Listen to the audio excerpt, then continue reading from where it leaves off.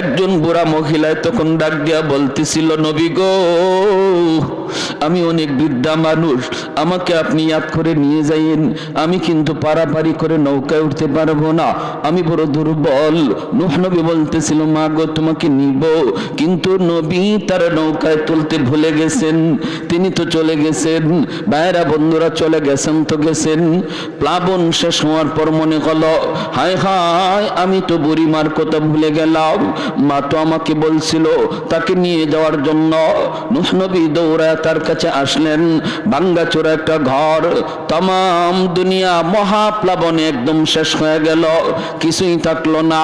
কিন্তু নূহ নবী আসছেন, তাও মনের একটা টানে দেখি গিয়ে কিছু ধ্বংস অবশেষ পাওয়া যায় কিনা। যাই দেখি মা মহিলাটার কি অবস্থা। আল্লাহর নবী আয়েশা দেখেন ভাঙ্গাচোরা ঘর এখনো আগের মতোই দাঁড়ায় আছে। নবী অবাক হয়ে গেলেন, এত ভারী ভারী পাহাড়ের মতো উঁচা উঁচা বাড়ি, দালান কোঠা কিছুই নাই, কিছুই নাই। আর ওই ভাঙ্গাচোরা ঘর, এই ঘরটা এখনো আগের মতোই দাঁড়ায় আছে। নবী দরজার পাশে এসে ডাক দিলেন, মা। মহিলা ঘর ঝাড়ু দিতেছে আর আল্লাহর নাম জপতেছে, জিকির করে আর ঘর ঝাড়ু দেয়। নবী যেই মাত্র বাহির থেকে ডাক দিলেন, মা। মহিলা ভিতর থেকে কয়, নবী গো, তুফান কি শুরু হয়ে গেছে নাকি? আল্লাহর নবী সেজদায় পড়ে কান্দে আর কয়, মালিক তোমার কুদরত বুঝা বরদার, তাম দুনিয়া শেষ হয়ে গেল, অথচ তোমার বান্দি খবরই জানে না। ও মালিক, তোমার কুদরত বুঝা বড় দায়, কিছু বুঝি না, একটু বুঝাইবানি, বুঝাইবানি। আল্লাহ পাক রব্বুল আলামিন কয়, নূহ রে, আমার বান্দি তোরে বলছিল নিয়ে যাওয়ার জন্য, তুমি ভুইলা গেছো। তোমরা তোমাদের উম্মত ভুলতে পারো, কিন্তু আমি আল্লাহ বান্দা বান্দি ভুলতে পারি না। তোমরা নবী হইয়া উম্মত ভুললেও আমি আল্লাহ হইয়া বান্দা বান্দি ভুলতে পারি না। তোমারে বলছো না নেওয়ার জন্য, তুমি ভুলে গেছো, কিন্তু আমি আল্লাহ তারে ভুলি না। এজন্য আমার ভাই মনে রাখবে, মায়ার নবী, দয়ার নবী বলতেছেন, উম্মতের দল, জাননি হাসরের মাঠে আমি শুধু কেন সুপারিশ করব? সব নবী তার ওই দোয়াটা আল্লাহর কাছ থেকে চায়া নিয়ে গেছে, সবাইকে আল্লাহ পাক এই দোয়াটা দুনিয়াতে কবুল করে নিছে। কিন্তু ইন্নিখতাবাতু দাওয়াতি শাফাআতান লি উম্মতি, কিন্তু আমি জীবনে কত মুসিবতের মধ্যে পড়ছি, কত বিপদের মধ্যে পড়ছি, এরপরও কোনোদিন এই দোয়াটা আমি আল্লাহর কাছে চাই নাই, এই দোয়া কখনো করি নাই। তায়েফের ময়দানে আমি নবীর উপর দিয়ে এত নির্যাতন, এত নিপীড়ন, পাগল পাগল কয়া কয়া এই যুবকগুলি, উশৃঙ্খল যুবকগুলি আমার পিঠে পাথর মারল, যেখানে পাথর মারছে সেখানে রক্ত ফিনকি দিয়ে বের হয়েছে। আল্লাহর নবী, রহমতের নবী, মায়ার নবী আম্মা জান আয়েশা সিদ্দিকা রাদিয়াল্লাহু তাআলা আনহা বলেন, নবীর দেহের ভিতরে এমন কোন পশমের গুঁড়া আমি পাই নাই যেই জায়গাটাতে এখনো পাথরের দাগ নাই। আমি বলছিলাম, নবী গো, আপনার কি কোনো শীতলা রোগ হয়েছিল নাকি? নবী কয়, না গো আয়েশা, এটা রোগ না, এই চিহ্নগুলি তায়েফের জমিনে পাথরের আঘাত। এরপরও নবী কয়, আমি আল্লাহর কাছে দোয়া করি নাই, ও মালিক, যেটা কবুল করার গ্যারান্টি দিছো এটা দিয়েই ওদেরকে ধরো, এমন বলি নাই। বরং দুইজন ফেরেশতা ঈসা পাহাড় চাপা দিয়া মারতে চাইলো। এরপর নবী কয়, আল্লাহুম্মা হদি কওমি ফাইন্নাহুম লা ইয়ালামুন, আল্লাহ আমার কওম বুঝে না, আমারে চেনে না, আমারে চেনে না, ওদের পরবর্তী জেনারেশন বাচ্চা কাচ্চা আমারে চিনব। আল্লাহ তুমি যদি শেষ করে দেও তাহলে আমার কথা শুনবো কেডা? আমি কাদের মাঝে দাওয়াতের কাজ করবো, কাদেরকে তোমার কথা শুনাইমু? না মালিক, তুমি এদের উপরে রাগ কইরো না, গুসা কইরো না, ওরা আমাকে চিনে না, কিন্তু ওদের সন্তানগুলি আমি নবীকে চিনব।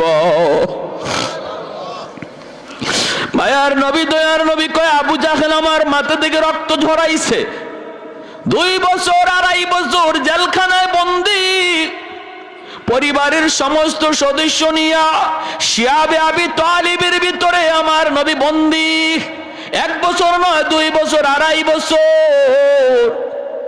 বাচ্চা কাচ্চাগুলি খানার অভাবে কি খাইবো, সারা দিন সারা রাত নবী বলেন কান্না করছে। আল্লাহর নবীর চাচা আবু তালিব তিনি ঈমান আনেন নাই, কিন্তু ওই শিয়াবে আবি তালিবের কারাগারে আবু তালিব বন্দী। মক্কার মানুষগুলি নবীকে যারা যারা সাপোর্ট করছে নবীর বংশের, ওদের সবাইকে এক ঘরে করে ফেলছে। বাহির থেকে খানা দানা বন্ধ, পানি আসা বন্ধ, কথা বলা বন্ধ। কই যারা বন্দি অবস্থায় এরা কারা? বন্দি অবস্থায় মুসলমানও আছে, অমুসলমানও আছে। কারণ যারা অমুসলমান এরা নবীর গায়ে কাউকে হাত তুলতে দেয় না। যেমন নবীর চাচা আবু তালিব ঈমান আনে নাই, কিন্তু বলছে মক্কার কাফির শুন, আমি চাচা আবু তালিব থাকতে বাতিজার গায়ে টাচ করতে পারবা না। এজন্য আবু তালিবের সাথে তার বংশের তার গোষ্ঠীর যেই মানুষগুলা ঈমান আনে নাই কিন্তু নবীকে সাপোর্ট দিছে, নবীর গায়ে হাত তুলতে দেয় নাই, ওই সবগুলি মানুষ একসাথে ওরা বন্দি করে ফেলছে। 2.5 বছর নবী বন্দিখানায়, পরিবারের বাচ্চাগুলি কান্নার রোল, বাচ্চাগুলির কান্নার আওয়াজে আকাশ বাতাস বাড়ি হয়ে আসছে। মায়ার নবী বলেন মহিলারা বুকের দুধ খাওয়াবে বাচ্চাকে, খানার অভাবে পানির অভাবে বুকের দুধ শুকায় গেছে। গাছের পাতা খায়া খায়া আমি নবী চলছি। তখনও আমি আল্লাহর কাছে ওই দোয়া করিনি, আল্লাহ একটা দোয়া কবুলের গ্যারান্টি তুমি দিছো, বিপদ থেকে উদ্ধার করো। এত বড় মুসিবত আমি নবীর উপর দিয়া গেছে, তবু আমি শেষ অস্ত্রটা সারি নাই, এটা রাখছি। ইন্নী খিতাবাতু দাওয়াতি, ইন্নী খিতাবাতু দাওয়াতি, লুকায় রাখছি, লুকায় রাখছি, আমি কাউরে দেখাই নাই। এই শেষ অস্ত্রটা আমি কাউরে দেখাই নাই, সবচেয়ে পাওয়ারফুল অস্ত্রটা আমি কাউরে দেখাই নাই। কেন দেখাই নাই জানুনি? শাফাআতাল্লি উম্মতি, হাসরের ময়দানে আমার গুনাহগার উম্মতের জন্য ওই দোয়ার উসিলায় সুপারিশ করব। আমার জাহান্নামী উম্মতের জন্য আমি সুপারিশ করব, বিপদগ্রস্ত উম্মতের জন্য আমি সুপারিশ করব। এজন্য আমি এই দোয়াটা সব সময় লুকায় রাখছি। ভাইরা আমার, হাসরের ময়দানে আমার নবী, রহমতের নবী, তিনিও দাঁড়ানো থাকবেন। হযরত আদম আলাইহিস সালামকে আল্লাহ পাক রব্বুল আলামিন অনেক উঁচু একটা দেহ দিবেন, তাল গাছের মতো আদম আলাইহিস সালামকে দেখা যাবে। সুবহানাল্লাহ, জোরে কোন। আদম আলাইহিস সালাম এত উচ্চতার তার গর্দান হবে, গোটা হাসরের ময়দানটা আদম আলাইহিস সালাম দেখতে পাবেন। আল্লাহর নবী বলেন হঠাৎ করে বাবা আদম আমাকে ডাক দিবেন, ইয়া আহমদ, ইয়া মুহাম্মদ। আমি ডাক শোনা মাত্রই বাবার সামনে দৌড় দিয়া হাজির।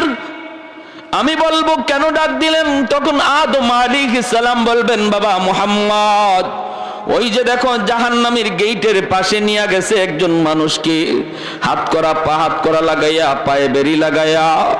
আহমদ, তার দিকে আমি তাকাইছি, তার নমুনায় বোঝা যায় সে তোমার উম্মত।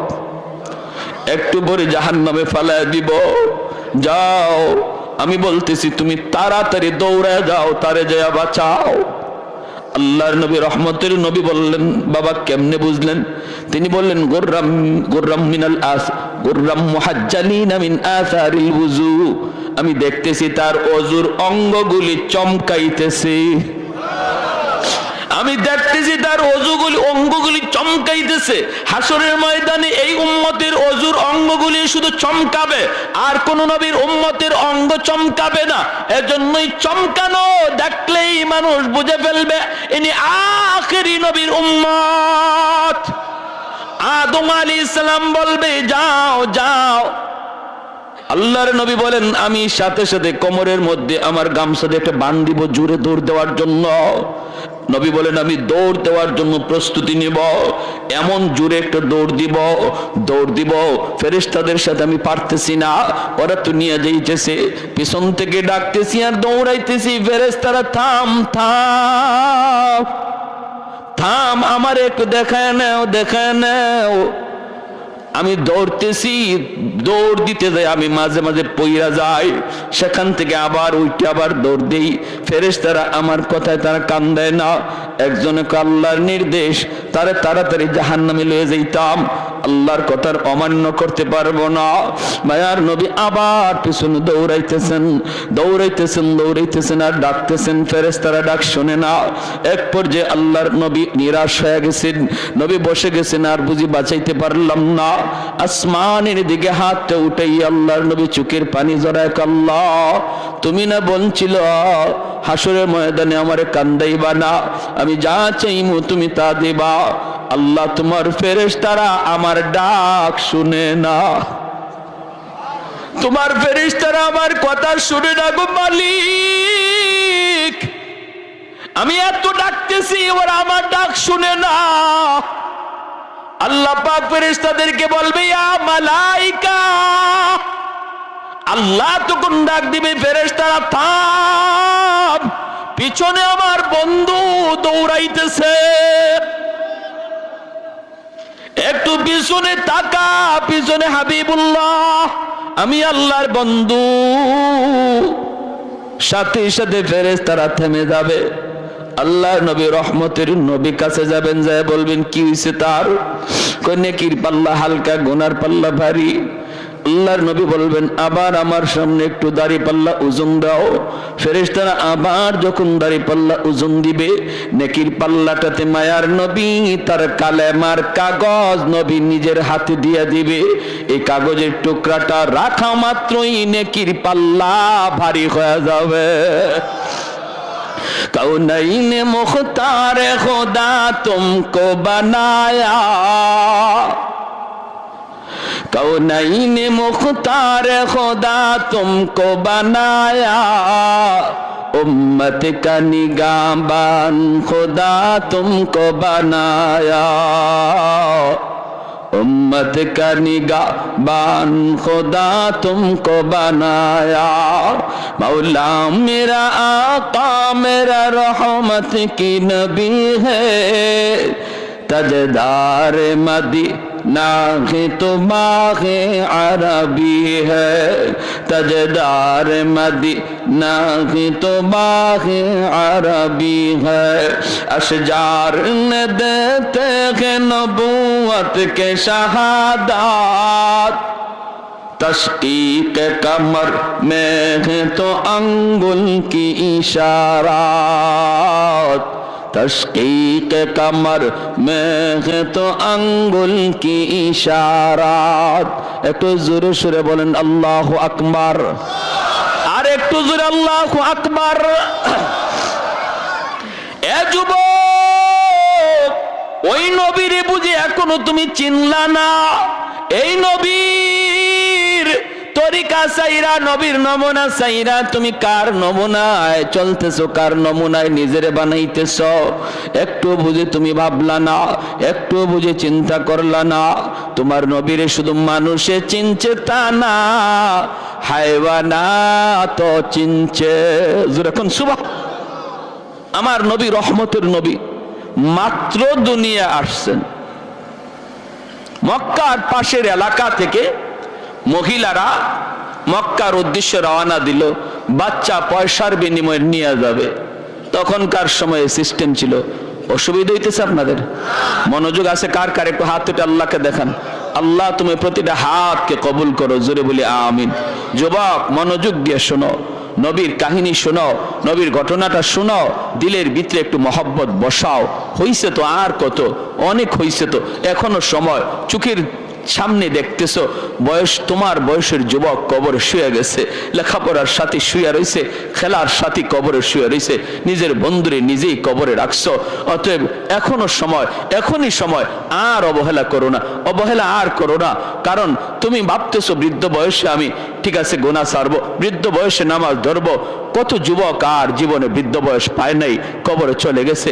অতএব না, এই অবহালতে, যে হালতে আমরা এখন আছি, এই হালতে যদি মরণ হয়, উপায় নাই, বাঁচবার কোনো উপায় নাই। আমার নবী রহমতের নবী দুনিয়া মাত্র আসছেন, ওই অবস্থায় মক্কার পাশের এলাকা থেকে মহিলারা উট নিয়ে রওনা দিছে। নবীজির দুধমা হালিমা সাদিয়া রাদিয়াল্লাহু তাআলা আনহা তিনিও বান্ধবীদের সাথে স্বামীরে লইয়া রওনা দিছেন, কিন্তু তার উটটা ছিল বড় দুর্বল, তাদের সাথে তাল মিলায় চলতে পারেন না। বান্ধবীরা কয়, হালিমা তোমার উট মরা ধরা, হাঁটে না, নড়ে না, চড়ে না, তোমার উট লইয়া তুমি আও, আর আমরা আগে গেলাম, তোমার সাথে লইয়া যাওয়া সম্ভব না। বান্ধবীর আগেই চলে গেল মক্কায়।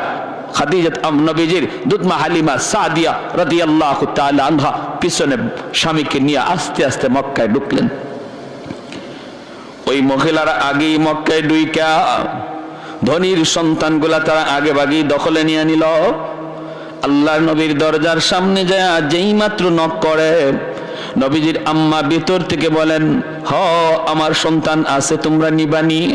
ওই মহিলারা কয়, বাপ আসেনি, বাবা আসেনি। যখনই নবীর মা বলেন, না আমার মোহাম্মদ ইয়েতিম, আমার মোহাম্মদের বাবা নাই, জন্মের আগেই বাবা মারা গেছে। মহিলাগুলি কয়, না না তাহলে নিমু না, পয়সা বেশি মিলবে না, বাপ নাই যার এতিম পোলা টাকা পাইমু কেমনে, না নেওয়া যাবে না, চলে গেছে। আল্লাহর নবীর মা আমেনা তিনি একদম নিরাশ হয়ে গেছেন, এতিম বিদায় বুঝি আমার ছেলেকে কেউ নিবে না। ওইদিকে নবীজির দুধমা হালিমা সাদিয়া রাদিয়াল্লাহু তাআলা আনহা তিনি তো আসলেন, দরজার পাশে এসে নক করলেন। পিছন থেকে দরজার ভিতর থেকে নবীর মা চোখের পানি মুছেন আর কান্দেন, বলেন, আছে তো আমার সন্তান, কিন্তু কেউ তো নেয় না, কেউ তো নেয় না। হালিমা সাদিয়া বলে, কেন নেয় না? কয়, এতিম বাবা নাই, এজন্য কেউ নিতে চায় না। তুমি কি আমার সন্তানটারে নিবা নাকি? হালিমা সাদিয়া তখন বলেন, মা গো দরজা খোলো, আর তোমার মানিকের চেহারা আমাকে এক নজর দেখাও। কপাল খুলে গেল হালিমা সাদিয়ার, ঠিক কিনা জোরে বলেন? কপাল খুলে গেল। আমার নবীকে কাছে নেওয়ার কারণে কপাল খুলে গেল হালিমার, আর যারা নবীর থেকে দূরে সরে গেল এদের কপাল নষ্ট হয়ে গেল। আজকে আরবের মানুষকে যদি জিজ্ঞেস করা হয় ওই মহিলাগুলি কারা, এদের নাম কি, যারা নবীকে এতিম জানার কারণে নেয় নাই, এরা কারা, এদের নাম কি, বংশ পরিচয় কি, বাপের নাম কি, আরবের মানুষ বলবে চিনি না। আমরা তো আগেই বলবো চিনি না, চিনি না, জানি না। কিন্তু যদি বলা হয় আমার নবীকে এতিম জানার পরেও যিনি দুধ পান করাইতে নিয়ে গেলেন ওই দুধমার নাম জানুনি, বাংলার মানুষটাও বলবে নবীর দুধমার নাম হালিমা সাদিয়া। তাম পৃথিবীর সমস্ত মুসলমান বলবে হালিমা সাদিয়া। আল্লাহ নাম উজালা করে দিছে, বংশ উজালা করে দিছে, তাম দুনিয়াতে আল্লাহ শান বাড়ায় দিছে নবীকে কাছে নেওয়ার কারণে। আজ উম্মত মনে রাখো, কারে তুমি কাছে টানতেছো, কারে তুমি দূরে সরায় দিতেছো। আমার নবীর কাছে যেই আসছে তারই আল্লাহ দামি বানায় দিছে। উটের পিঠে নিয়ে উঠবেন নবীকে লইয়া। হালিমা সাদিয়ার স্বামী ডাক দিয়া কয়, হালিমা গো কিছু পাইছনি? এরা তো আগেই ঢুকে গেছে, ওরা তো নিয়ে নিছে, তুমি কিছু পাইছনি? হালিমা সাদিয়া বলেন, স্বামী গো কিছু না গো, কিছু না। চেহারা কানা একবার দেখো, চেহারায় কয় আমরা সব পায়া গেছি। কারণ আমার নবীর চেহারা দেখা হালিমা সাদিয়া অবাক হয়ে বলতেছিলেন, আমেনা কি সন্তান তুমি জন্ম দিছ, তোমার মানিকের মতো এত সুন্দর, এত সুন্দর আমি হালিমা জীবনে কোথাও দেখি নাই। আমেনা বলতেছেন, তুমি কেমনে দেখবা, আমি মক্কায় থাকি, তোয়াফ করার জন্য খানায় কাবায় পৃথিবীর বিভিন্ন দেশের পরিবার সহ আসে, আমি আমেনা জীবনে এত সুন্দর সন্তান, এত সুন্দর বাচ্চা আমি দেখি নাই। আল্লাহ আমারে যে মানিক দিছে, আল্লাহ পাক রব্বুল আলামিন জিব্রাইল দেখো, জিব্রাইল আমার বন্ধুর সৌন্দর্যের প্রশংসা শুরু হইছে, আমেনাও বুঝি দেখছে না, হালিমাও দেখছে না, তুমি জিব্রাইল দেখছনি আমার বন্ধুর মতো এমন আরেকজন। জিব্রাইল কয়, মালিক তোমার কসম, পৃথিবীর পূর্ব থেকে পশ্চিম, উত্তর থেকে দক্ষিণ সমস্ত কায়নাত আমি সফর করেছি, কিন্তু তোমার বন্ধুর নমুনায় দ্বিতীয় আর কাউকে দেখি না। এবার আল্লাহ বলতেছে, জিব্রাইল কেমনে দেখবা তোমরা? আমি আল্লাহ বলি কি শোনো, আরে আমার বন্ধুর মতো আরেকজন এমন পৃথিবীতে আমি আগে বানাই নাই, ভবিষ্যতে বানাবো না। কারণ আমি খালিক, আমি মালিক। আমি যদি না বানাই তোমরা কেমন করে দেখবা? আমি তো বানাই নাই, তোমরা দেখবা কেমনে?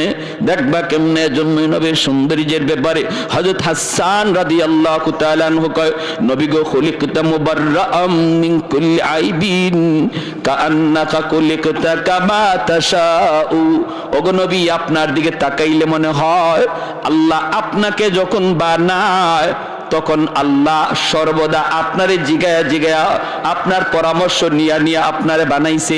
আপনার নাক বানাইবার আগে যেন আল্লাহ আপনারে জিগাইছে, বন্ধু নাকটাও কেমনে বানাইলে তুমি খুশি একটু কও, তোমার কপালটা কেমনে বানাইলে তুমি খুশি কও, বন্ধু তোমার চোখটা কেমনে বানাইলে তুমি খুশি কও। ওগো নবী, আপনার নাক মুখ চোখের দিকে তাকাইলে মনে হয় আপনি যেভাবে আল্লাহরে কইছেন আল্লাহ ওইভাবে আপনারে বানাইছে। সুবহানাল্লাহ, সুবহানাল্লাহ। আমাদেরকে যদি আল্লাহ এরকম কইতো, ও বা আব্দুল্লাহ হোসেন তোমার চোখটা কেমনে বানাবো, আমরা কি কইতাম? মালিক পৃথিবীর শ্রেষ্ঠ চোখ যেন আমার চোখ হয়। কেরম বলে, হরিণীর মতো ডাগর ডাগর চোখ, কইব না? তা আল্লাহ যখন আমারে অপশন দিয়ে দিছে, তুমি যেভাবে কইবা এইভাবে বানাবো, বলো তো তোমার চোখ কেমন চাই? আমি কইতাম আল্লাহ পৃথিবীর শ্রেষ্ঠ চোখ চাই, পৃথিবীর শ্রেষ্ঠ নাক চাই, পৃথিবীর শ্রেষ্ঠ চেহারা চাই। আল্লাহর নবীর সাহাবী কয়, নবী গো আপনার দিকে তাকাইলে এমনই মনে হয় আল্লাহরে আপনি যেভাবে কইছেন আল্লাহ এইভাবে আপনারে বানাইছে। সুবহানাল্লাহ। হালিমা সাদিয়ার স্বামী বলতেছে, হালিমা কিছু পাইছো? না গো স্বামী, চেহারা দেখো, চেহারা দেখলে মনে হয় সব পাওয়া গেছি। আল্লাহর নবীকে নিয়ে এইবার হালিমা সাদিয়া উটের পিছনে বসলেন, আর হালিমা সাদিয়ার স্বামী সামনে বসলেন, কারণ ইনি উট চালাবে। খাসাইসুল কুবরা নামক কিতাবের ভিতরে লিখেন, যেই মাত্র আল্লাহর নবীকে নিয়ে তিনি পিছনে বসছেন আর স্বামী সামনে বসছেন, এরপরে স্বামী বলতেছে, উট চল বাড়িতে যাব। কিন্তু উট নড়ে না, চড়ে না, বসা থেকে উঠে না। যতই পিটায় উট নড়েও না, চড়েও না, হাঁটেও না, উঠেও না। আবার পিটুনি দেয়, উট নড়ে না, চড়ে না। এইবার উট বলতেছে, মালিক দয়া করে অল্প সময়ের জন্য আমি উটের জবানটা খুলে দাও। আল্লাহ তুমি আমাকে জবান দেও নাই, জবান দিছো মানুষে, এজন্য আমি তোমার উপরে নারাজ না, নারাজ না, নারাজ না। কিন্তু অল্প সময়ের জন্য জবানটা খুলে দাও, আমি আমার মালিককে বুঝাইতে চাই কেন আমি হাঁটি না, কেন আমি উঠি না। এই বলা মাত্র আল্লাহ উটের জবানটারে আল্লাহ খুলে দিছেন। এইবার উট ডাক দেখো, মালিক আমারে তুমি যতই পিটাও, যতই মারো, আমি নড়ব না, চড়ব না, হাঁটব না। কারণ তোমার পিছনে তোমার বিবি যারে কুলে নিয়ে বসছে তারে তুমি না চিনলো, আমি উট তারে চিনে ফেলেছি। ইনি আমার রহমতের নবী, মায়ার নবী, সাইয়্যিদুল মুরসালিন, দু জাহানের সরদার, যেই নবীর উসিলায় আল্লাহ কায়নাত বানাইলো, আমারে আপনারে পুল কায়নাত যার উসিলায় বানাইলো। ওই নবী যদি তোমার পিছনে থাকে আর তুমি যদি সামনে থাকো, বেয়াদবি হয় মালিক, বেয়াদবি হয়। আমার নবী যদিও ছোট, কিন্তু তিনি সমস্ত কায়নাতের উসিলা। তুমি নবীর সামনে বসাও আর তুমি পিছনে চলে যাও, আমাকে মারা লাগবে না, দ্রুত বেগে হাঁটতে শুরু করব। সাথে সাথে হালিমা সাদিয়ার স্বামী কয়, হালিমা গো, ও হালিমা, কেমন সন্তান লইয়া তুমি আইছো? হায়, আমরা তো তার চিনলাম না, কিন্তু চিনছে তো উট। হায়, সে তো জানতেন কোন সন্তান নয়। ও হালিমা, তুমি তাড়াতাড়ি সামনে বসো। হালিমা সাদিয়া নবীকে কোলে লইয়া সামনে বসছেন। তারা তো বুঝে গেছে এই বাচ্চা সাধারণ কোনো বাচ্চা না। উট তার পরিচয় দিয়া দিছে, উঠে তার পরিচয় দিয়া দিছে, পিছনে চলে আসছেন। এইবার আল্লাহর নবী সামনে, হালিমা সাদিয়ার কোলে আমার নবী, রহমতের নবী। উঠে আবার ডাক দেখো, মালিক, জীবন ভর আমি উটের লাগাম তোমার হাতে ছিল, আজ যেহেতু আমার পিঠে রহমতের নবী বসা, আমি উটের লাগামটা রহমতের নবীর নরম হাতে ধরা দাও, আমি উট ধন্য হয়ে যাব। আমার মতো কপাল আর কার আছে যে হাজার উটের লাগাম রহমতের নবীর হাতে? আল্লাহ নবীর হাতে উটের লাগামটা ধরানো মাত্রই ওট দ্রুত বেগে হাঁটতে শুরু করলো। অল্প সময়ের ভিতরে যায় বান্ধবীদেরকে রাস্তায় ক্রস করে ফেললো। বান্ধবীরা ডাক দেয়া কয়, হালিমা গো, ও হালিমা, তোমার এই উট, এটা কি নতুন উট না পুরান উট? বলে, না, এটা পুরানটাই, নতুন না। এত শক্তি আইলো কোত্থেকে, এত তেজ আইলো কোত্থেকে? হালিমা সাদিয়া কয়, জানোনি, মক্কায় যাবার সময় উটের লাগাম ছিল আমার স্বামীর হাতে, আর এখন উটের লাগাম রহমতের নবীর হাতে। এজন্য শক্তি বরকত আল্লাহ বাড়ায় দিছি, গায়ের মধ্যে আল্লাহ শক্তি বাড়ায় দিছি। এর যুবক, এখনো বুঝি তুমি তোমার নবীর চিনলা না? কার জন্য এত আশিক হইছ? কার জন্য তুমি এত আশিক হইছ? যে নবী তোমার জন্য এত আশিক ছিল, নিজে কষ্ট করছে, এরপর আল্লাহর কাছে নিজের জন্য চায় নাই, তোমার আমার জন্য নিজের স্পেশাল চাওয়াটা আল্লাহর নবী হাসরের মাঠে রাইখা দিছে। যখন সুবহানাল্লাহ। রওজা শরীফে এখনো শুয়া শুয়া কয়, ইয়া উম্মতি, ইয়া উম্মতি, ইয়া উম্মতি। নবীর কানে যখন এই খবর পৌঁছানো হয়, ওগো নবী, আপনার উম্মতের যুবকগুলি আজকে খেলা নিয়ামত, রাতকে রাত তারা অমুক দল তমুক দল পাগল, তাদের চেহারা দেখলে আপনার উম্মত বোঝা যায় না, বোঝা যায় না, চিনা যায় না। তখন কি নবী রওজায় শুয়ে শুয়ে তিনি খুশি হন নাকি কষ্ট পান? কষ্ট পান। নবী তখন কান্দে, নবী তখন কান্দে। না রে উম্মত, না, সামনের দিনগুলা কিন্তু ভয়ঙ্কর দিন আসতেছে, বিপদ আসতেছে, বিপদ তড়িৎ গতিতে বিপদ আসতেছে। দুশমনগুলি অস্ত্র নিয়ে নিয়ে আমাদের দিকে দাগাইতেছে, ধাওয়াইতেছে, জবাই করার জন্য, মারার জন্য। আর আমারে আপনারে ভুলায় রাখছে খেলাধুলার মধ্যে ফালাইয়া। তুমি ঘুমায় থাকো খেলার ভিতরে বইরা, আর আমি আইতাছি তোমারে জবাই করার জন্য। অতএব যুবক, এখনো সময়, নিজেরে জাগাও, ইমানটারে জাগাও, ঘুম ভাঙ্গো, ঘুম ভাঙ্গাও, এখনই সময় তোমার ঘুম ভাঙ্গাও, নইলে বিপদ থেকে বাঁচার কোনো উপায় আমাদের সামনে। 5 ওয়াক্ত নামাজ পড়া খুব কঠিন কাজ না, সহজ কাজ।